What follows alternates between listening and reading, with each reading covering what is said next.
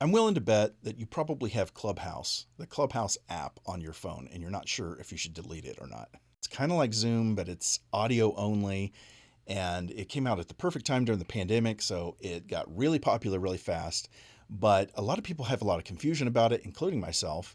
And there's some issues with how it's set up that make it a little bit frustrating and overwhelming.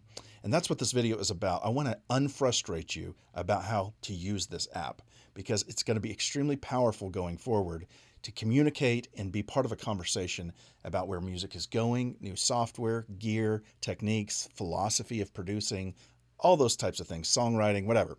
If you're a music maker, you want to be using this app, and I'm going to show you how you can make it worth your time and make it actually usable and not frustrating.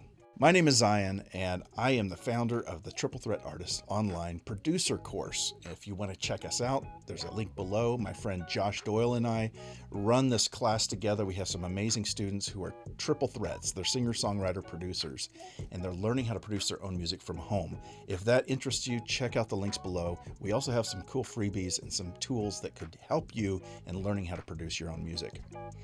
Okay, let's get into this. The very first thing you want to do to make this app usable is you want to go into your notifications on your phone. Open your settings. I'm on an iPhone. It's going to be probably very similar on an Android. Go down to notifications, scroll down to Clubhouse, and we're going to turn on all the apps or all the notifications for that. Now you can customize it how you like to see it with the notification banners, the showing previews, those types of things. Customize it how you want, but you do need to have notifications turned on. You're thinking right now, I don't want to do that because I'm going to get hit with a lot of notifications. Yes, when you first start the app, if you set it up wrong, you will get hit with a lot of notifications. So when you first set up the app, you're going to have the screen that says interests. I strongly suggest just choosing 2 or 3 interests on here. Don't overwhelm yourself until you get really into the app and really know what you're doing. I chose entrepreneurship, podcasts, and music. Those are 3 interests of mine. Next, I want you to go into your profile and actually add context, add text. And then at the bottom, I would strongly suggest putting your Twitter and your Instagram, connecting those together. Now, when Clubhouse first started, you could not DM each other, and now you can. So you don't really need to know people's other social media. Before, that was the only way you could DM people. But now you can do it in the app, but I strongly suggest having your Instagram and Twitter in there as well. Some information about yourself. Now you're going to notice in my followers and following, I follow very few people and I have very few followers, and I'm totally okay with that. I'm not an influencer. I just want to use this. I want to make this useful for me so that I'm part of a conversation and I'm hanging out with the people that I actually want to talk to. Your followers may go up, mine may go up after this video, that's fine, but what's really more important is who you're following. So if you click following, you're going to see the type of people you're following. These are friends and people in the music business, because I want this app to be mainly about my music interests. And here's the secret. Here's the number one thing you got to do in this. You need to go into each person and decide how you want notifications from that person. So this is my buddy Dennis. You see at the very top, there's a little bell. If I click that, I can choose whether or not I receive notifications from him if he's either always, meaning anytime he's on the app and he's speaking, I'll get a notification. Or sometimes, meaning I don't know how it's curated, but I'm going to say 50-50. Sometimes it lets me know, sometimes it doesn't.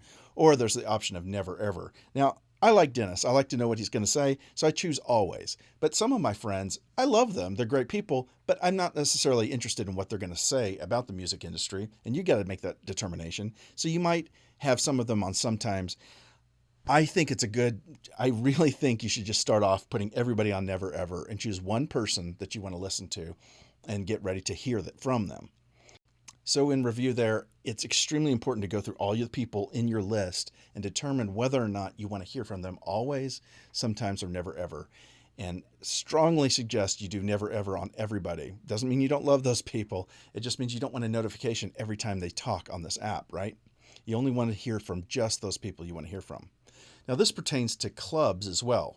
And I'll explain what that is in just a minute. But you can have notifications. You can be notified when a club is in a room.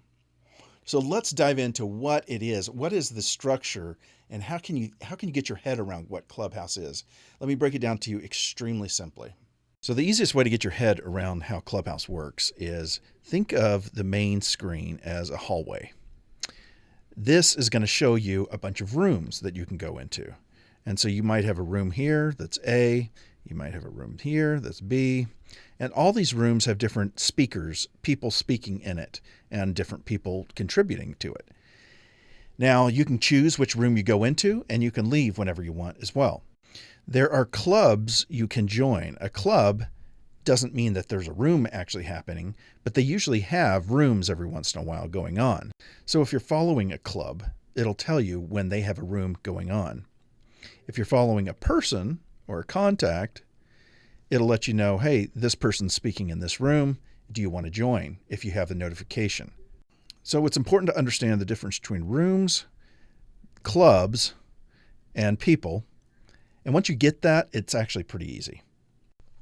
So a couple more things to note. When you find a room you want to be inside of and you click it, you'll start hearing the audio immediately. If you want to leave, you can leave quietly, which is really cool because nobody knows you're coming and going, which is nice. You don't have to be intimidated by coming into the room and interrupting. Remember on Zoom calls, it would often go ding ding, and you'd hear somebody coming into the room. Super annoying. I don't know if they've changed that or not. There's another thing down at the bottom that you can raise your hand. That's just very similar to a Zoom call. You raise your hand, and if you're called on stage, that means they're asking you to speak, and you're going to have to unmute yourself when they do that. It doesn't unmute you automatically. You have to unmute yourself and you can talk, and the moderators have the control to mute you back immediately if you're saying something or there's a dog barking in the background. They don't want to interrupt things. It's extremely important to be very sensitive to making this an enjoyable experience for others. So if you're going to be sharing in Clubhouse, be in a quiet room, be in a place where you're not interrupted, and get to the point immediately. Sometimes there's hundreds, thousands of people in one room, and you don't want to be problematic or you'll get kicked pretty quick. The other thing is you can create little snippets in a room if the moderator has turned that on. And a snippet just allows you to create a little part of the audio, and then you can share it, which is kind of fun. They are creating, it's coming soon. As of now, this is October 6th, 2021. They do not have this in yet, but in a few weeks, they're supposed to allow the moderators to record the entire room, the entire conversation, and then they can post that. And that's going to be great if you want to add that to your podcast. If you're a podcaster, you can use these Clubhouse sessions as an episode of your podcast. I would suggest if you do that to make sure you're organized and that you have an agenda, and so that you have a co-host, and so you're talking together and you're working together to make it happen. But just keep that in mind. You can record, or they're trying to implement this recording thing. The reason they didn't add that in before is they wanted people to feel an urgency, like you got to get in Clubhouse, otherwise you'll miss it. And I think there's been so much pushback on that. People are like, if we're going to talk about this stuff, I want it to be able to be repurposed. So they are adding that. Those are the biggest things. You can schedule, just like you can schedule a Zoom call, you can schedule up here in the top little calendar. These are things that say upcoming for me based on, and those are curated by the app. A lot of them I actually don't have any interest in. I don't know why it's putting stuff. I used to have a lot of interest, and so I think they're still in the database. But you can go to my events. I just created an event we're going to have next Thursday, and this is our Geek Out. A Geek Out is just our triple threat geek out. Josh and I just start talking about new gear, things we're learning in the industry, mainly about music production. If you want to be part of that and hang out with us, you're more than welcome. We will be answering some questions and bringing people on. This is not office hours. This is just a place to hang out and make a fun atmosphere. And we're going to probably do this once a month. So definitely, there's a link below. I'll put the copy link for this invitation below, and you can grab it. And lastly, just remember that this is a place to have fun and learn and also connect. This is a networking tool, and which is probably one of the most important things about Clubhouse. This is a powerful way to get to know other people.